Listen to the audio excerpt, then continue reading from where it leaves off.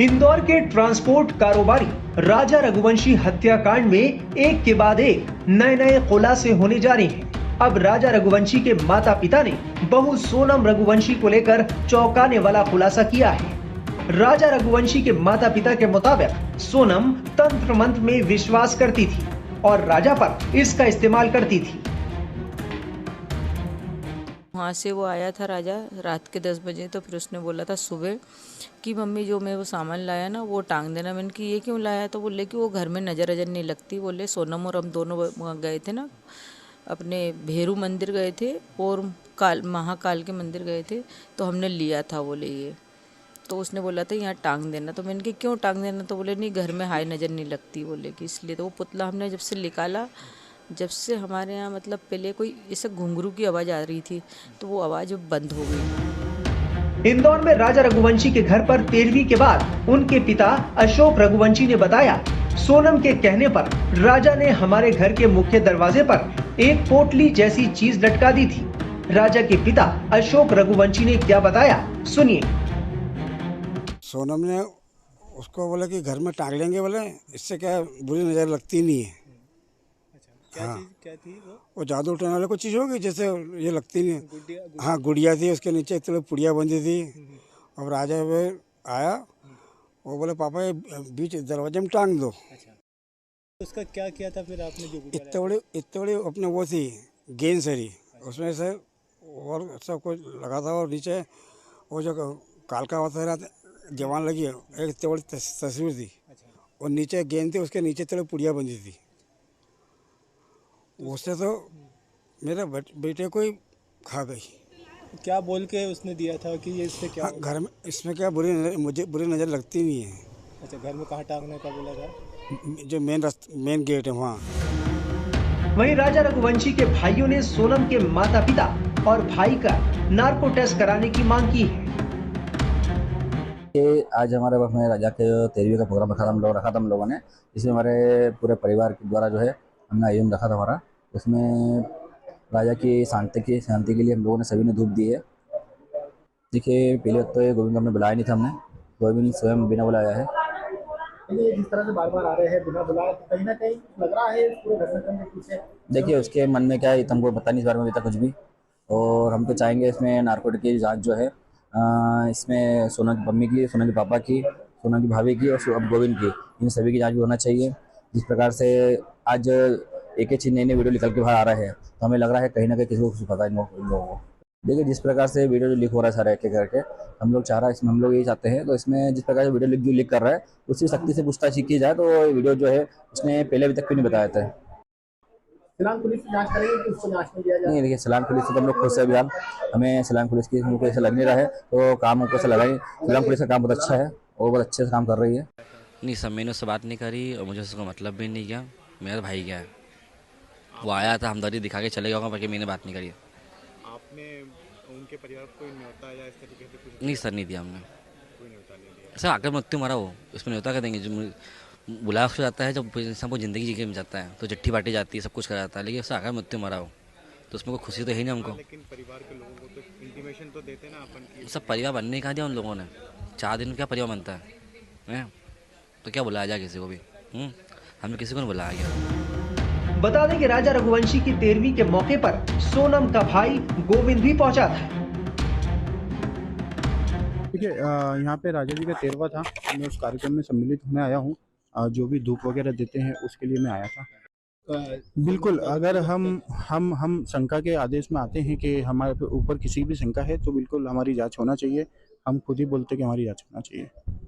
देखिए मैं तो यहाँ पे क्षमा याचना नहीं करने आया हूँ। बाकी इसमें कोई भी परिवार की हाथ या नहीं है, मगर इसमें भी अगर किसी को कोई शक है तो वो उनकी कार्रवाई कर सकते हैं, हम उनके साथ हैं।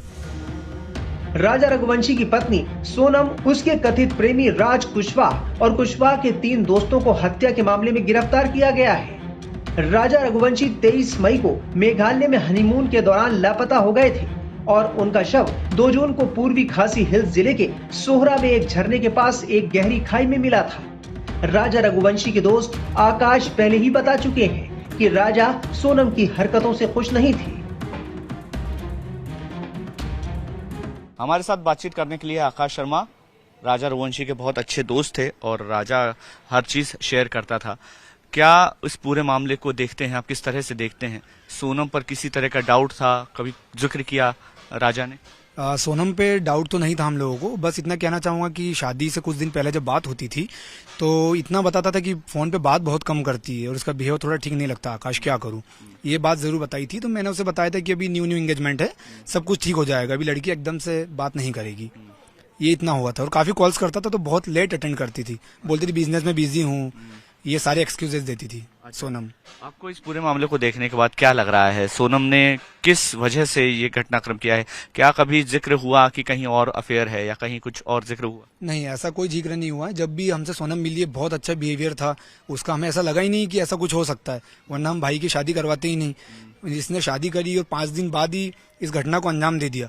तो मेरा ये सोचना है कि जब शादी नहीं करनी थी तो फिर क्यों करी, प्यार से ही कर लेती शादी, क्यों बेचारे भाई का जीवन बर्बाद किया हमारा। परिवार का कहना है कि बहुत ज्यादा क्राइम पेट्रोल और इस तरह के सीरियल्स फिल्में देखना, वहीं से आइडिया आया। ऐसा कभी आपको लगा कि इससे इन्फ्लुएंस है, जिक्र हुआ कभी? हो सकता है। जैसे अभी मेरी आंटी से बात हुई, राजा की माता जी से, उन्होंने कहा काफी क्राइम पेट्रोल और ये देखती थी, तो हो सकता है दिमाग में वो चीजें भी चल रही हो। और जो लड़का है जो प्यार करता था, बताया जा रहा है न्यूज में, तो उसने इसे बताया हो, ब्रीफिंग हुई हो, इनका प्री प्लान है सब कुछ, वो पूरी स्टोरी बना के इन्होंने फिर घटना को उस तरीके से दिया अंजाम। अच्छा, किसी फिल्म का आपको लगता है कि कोई ऐसा प्लॉट देखा है और उसको पूरा करने की कोशिश है? हाँ, ये हमराज मूवी का है जिसमें बताया गया था कि वो मन्नत लेती है कि मैं जब तक मंदिर नहीं जाऊंगी मैं आपके करीब नहीं आऊंगी। तो जिस तरीके से मेरी राजा से बात हुई थी और माता जी से बात हुई, इनकी फैमिली ने मुझे बताया कि सोनम ने मन्नत ली है कि मैं कामाख्या देवी दर्शन करूंगी उसके बाद ही करीब आऊंगी। क्योंकि मैंने ऐसे बोला था,